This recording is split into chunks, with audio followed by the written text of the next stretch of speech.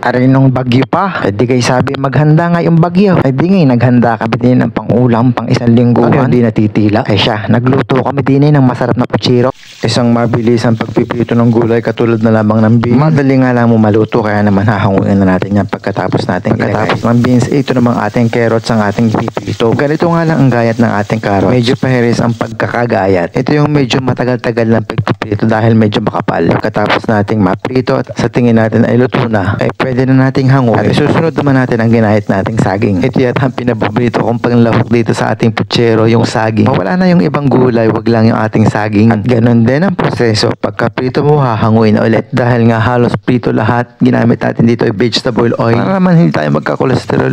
Lalo na lang tayo tataba dito. Paano na yan? Magkakaroon tayo ng cholesterol. Pagkatapos natin maprito mga gulay, ito namang karning manok natin ang ating ipiprito. Ito doon nga natin ang pagpiprito. Para lang mawala yung kanyang dugo-dugo at ibang mga sebo. Medyo malilit nga lang yung gayat natin dyan dahil medyo marami tayong kakain. Pagkatapos ko nga namang magprito niyan, ihahanguin na lang natin. Ilagay natin dito sa steamer ng rice cooker para matumigis yung kanyang mantika. At baka naman tayo ay sobra ng mantika. Ano ba? At ito na nga lahat yung ating nalutong pritong manok. Iset aside na nga natin itong mga naprito nating manok at magpainit na ulit tayo ng mantika. At doon pa rin yan sa ating pinagprituhan. Ngayon naman magigisa tayo ng bawang hanggang sa maluto na yung bawang natin. Isunod na natin yung ating sibuyas. Lagi lang natin yan. Pagkatapos yan, halu-haluin lang hanggang sa maluto na din yung ating dalawang yan, sibuyas at bawang. Kung makikita nyo, medyo may pula-pula yung ating kawali dahil nga dyan tayo nagluto ng ating mga prito. Kaya kailangan natin mag-save ng time. Pwede naman na hindi natin hugasan. Pagkatapos nga ng ating sibuyas bawang, ay ibubuhos na natin itong ating tomato sauce. Madali namang matatanggal yung manchang pulang yan pag nailagay na natin itong liquid nating tomato sauce. Pagkatapos nga ating malagay ng tomato sauce, ilalagay naman natin ng ketchup. Ito nga pala yung magbibigay ng tamis at saka maasim-asim na lasa dito sa ating puchero. Pagkatapos nga ating mailagay yan, hayaan lang natin dyan, haluin natin ng konti at hintayin natin lang bumulak. Pero hindi na ako nakaintay ng bulak. Nilagyan ko na agad dito ng pamintang durog. Mas marami, mas masarap. Para lasang-lasa yung paminta natin. Pagkatapos nga pala ng paminta, ilagay natin into ating pork and beans. Hinahanap ko nga pala yung pork. Bakit nga ba tinawag itong pork and beans? Pero beans lang naman ang laman sa loob. Yung nagluto ko na nga pero na-curious ka pa. Dati ng bata ako, hindi ako masyadong kumakain ng pork and beans. Parang ang dali-dali kong maumay pag ito ang nilalagay sa mga pang-ulam. Pero habang tumatanda tayo, parang nagugustuhan na natin kumain. Pagkatapos yan, lalagyan natin isang kutsarang asukal o pwede ding mag-adjust kayo kung gaano karami. Yan kasi magbibigay ng tamis. Sa tingin ko ay kulang pa yung paminta natin kaya dagdag ako pa na kaunti. Oy, teka, nakalimutan ko pa palang iprito yung ating hotdog. Kaya naman okay lang yan lahat ng iprito. Para naman mabawasan yung ating mantika sa katawan. Halu-haluin lang natin yan hanggang sa maluto na yung hotdog sa ating nagbubulakang sauce na yan. At na makabulak na nga ilalagay natin yung ating mga piniritong manok. Madali lang naman itong ating prosesong ito. Kung titingnan mo napakahirap at napakatagal pero madali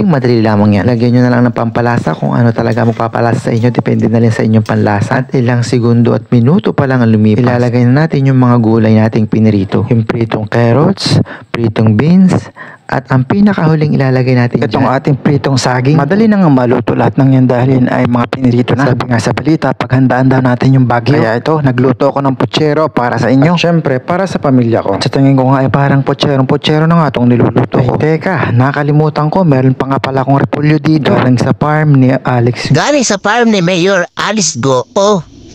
Ipolyol. Nagtataka lang ako dahil sobrang puti ng repolyo. Maganda sana kung naging green. Magiging makulay sana yung ating pucherong ito. Maraming salamat sa inyong panonood. See you on my next vlog. Bye-bye.